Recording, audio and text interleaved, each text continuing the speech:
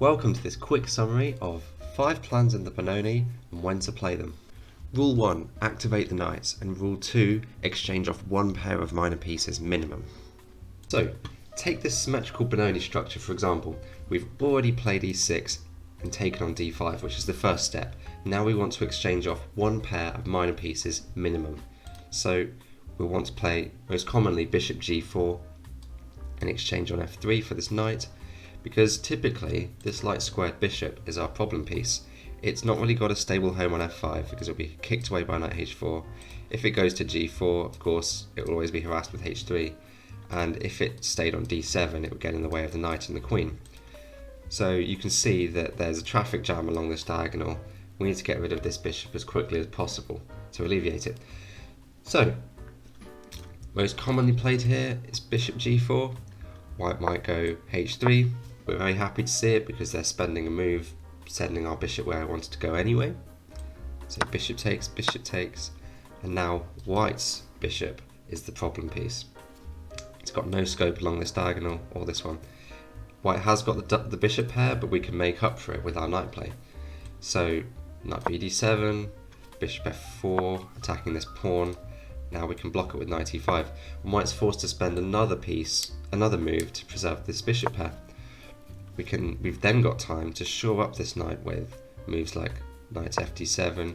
We can follow up with f5 to block any potential kingside pawn storm. Of course, the Benoni, we're always looking to play rook b8, a6, b5, so that's always on the cards. We can bring this other knight back to f7 later on. We've got a very solid position. It's very hard for white to prove his advantage here. Now here's a slightly different position where white's captured on d5 with the c pawn. Now this gives us new opportunities such as this semi-open e-file. Our rook can come to e8. It will help deter e4 and e5, which is white's most powerful plan in the Benoni.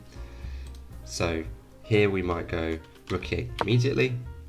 Remember, always play the most important move first because it keeps your hands close to your chest, doesn't show your opponent what you're planning. So knight d2.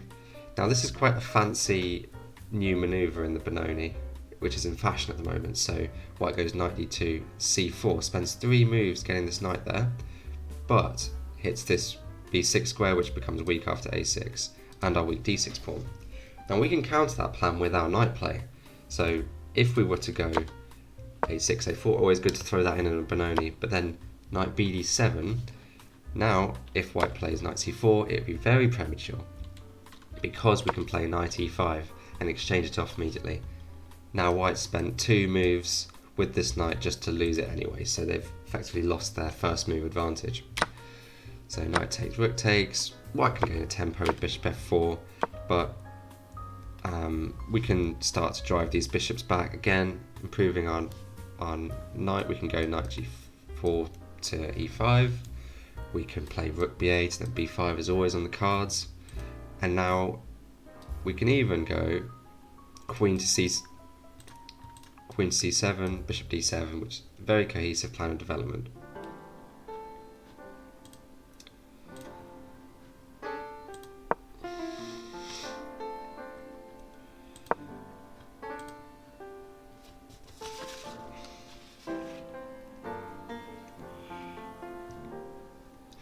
Now here's not to play Benoni. So knight play is good, but it needs to be supported with the right pawn breaks, especially this e6 move. If you neglect that, your knights will end up being driven back because they're not supported by this rook, and they'll end up on very passive squares.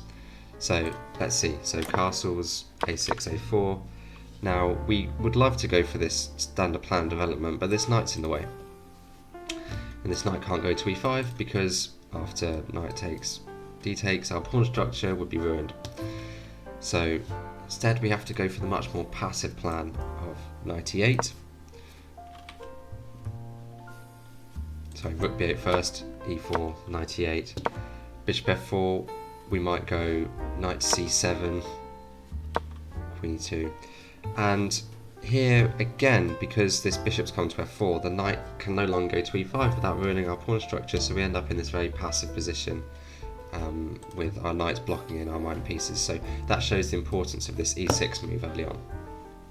Rule 3. A good manoeuvre is bishop f5 and knight e4. And rule 4. Play b5 as a sacrifice under certain circumstances. Now, a lot of times when white goes bishop f4 in the fianchetto Benoni, they're trying to hit this pawn, maybe they'll follow up with knight b5 and attacking this pawn twice. Now, we need to play actively or we'll just get steamrolled in this. A good square for our bishop is f5, as this covers e4. It gets out of the way of this knight on d7, and it forces white to misplace his pieces either via knight d2 or rook e1 to try and force through this crucial e4 move. Right, but first it's worth mentioning what happens if white plays knight h4, the obvious move, kicking away this bishop. Now, we can actually play bishop g4 here. Again, this is a useful move because it pins the pawn to the queen, so white might play h3.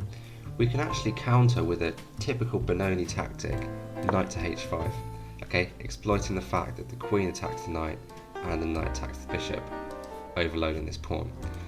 So the game might go something like takes,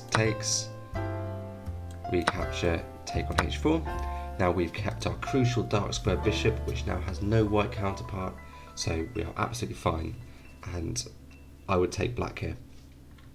So instead of knight h5, in this position, white can go queen d2, right, with the typical Benoni tactic of getting the bishop to h6 and exchanging off our good bishop. We can exploit the fact that this pawn's under-defended though, with the move b5, typical Benoni sacrifice. The rule of thumb is, if white allows b5 tactically, we should always play it because it frees up our position, activates our queenside. We can follow up with moves like b4, a5, a4 down the line. Maybe instead we want to play c4. If this bishop wasn't fianchetto, this would be very good because it would be kicking the bishop back. So if white was to take on b5, we can take on e2, and material is equal. We've got our pieces coordinating well to attack this queenside. This is the kind of position we're looking for. So if instead, back here, instead of knight h4, which is not a very good move, if white goes for, something strategic like rook e1, we'd go knight e4, occupying this e4 square before white can play e4. Now this is good because this knight is now overloaded, is now attacked twice and defended once, so white's forced to exchange it off. Now white can't get rid of this bishop without losing his fianchetto bishop, and then his strategy would make no sense. Now we've got two bishops searing down the board. This is a great position to be in. We've activated our queenside. We can follow up with moves like b5, knight h6, b4. This is how we play the hyper-modern kind of positions in Benoni. Finally, if white slightly misplaces his knight with knight d2 back in this position, he is now threatening e4, but he's not in time for it because we can play knight h5. His bishop now doesn't have the squares to retreat to because this knight blocks it, so he will lose this bishop. He can go e4, but we can just counter straight with knight takes f4. Whichever piece he takes will retreat the other one, and because our dark square bishop, remember, is still alive, we have a fantastic position. Rule 5. Play a6 and b5. This is your main long-term plan in the Benoni. Now, take this Benoni position. It's another fianchetto. It's an asymmetric Benoni where white responded to our e takes d5 by capturing with the c pawn this time. We've just played rook e8 to again dominate the e file. So white might go for this plan again of knight d2 to c4, but here it's really too slow. So we can go, again, always throw in a6, a4, good moves in the Benoni. We can play knight bd7. Our long-term plan here is knight e5, maybe our knight will go to h5. On the queen side, we'll build up very classically with rook b8, bishop d7, b5. White's going to try and stop us from doing that by enacting a kingside pawn storm, which is white's main, most powerful plan in the Benoni, with e4, f4, b5. He's also going to go knight c4 to again hit this weak pawn and take advantage of this hole. But the thing is, because we're going to have our rook and our bishop and our pawn protecting b5, and white's bishop's on g2, so it's not covering this diagonal, white's going to have to do some acrobatics with this knight to try and defend this pawn. So let's see how that plays out, and we'll see how black gets the initiative here. So white might play h3, continue with our plan with rook b8, white goes knight c4. Now we can go knight e5. If white captures this knight, we'll recapture with our rook. We've got rid of one pair of minor pieces, so our position's much less congested. We can develop normally and have a very pleasant position. So white might choose to retreat with knight to a3.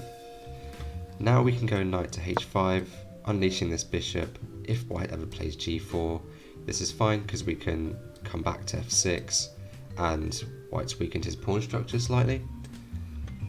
So he might go e4, again following his plan. We'll go bishop d7. Now the only way white can stop us completely taking over this game with b5 next move is to sacrifice a pawn with a5. That shows you kind of how desperate it is. So queen takes a5, and white can then go for moves like a4, f4, but b5 is now not preventable. We can now go back with our knights, but then shortly we'll be going forward with our good minor pieces that we've preserved. So thank you for watching this video. I hope it's been helpful. I hope you've seen the key plans in the Benoni, understand when you might use them, and understand that in large part which one's the best will depend on what your opponent does. But if you keep your eye on the ball and you have good experience of the positions, you should be able to figure out which one's the right one to employ in any given position, and then you'll get at least an equal middle game, good chances to outplay your opponent. So thanks for watching this video, and I'll see you in the next one.